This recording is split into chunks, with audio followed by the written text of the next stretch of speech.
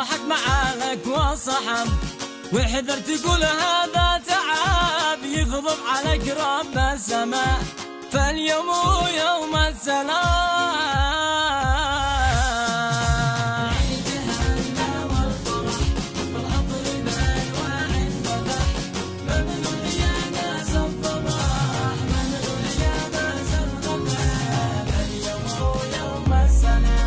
العيد وعيد السلام يشتي مودة واحترام، وانسى المشاكل والخصام، وانسى المشاكل والخصام، انسى الخلافات كلها، فاليوم هو يوم السلام.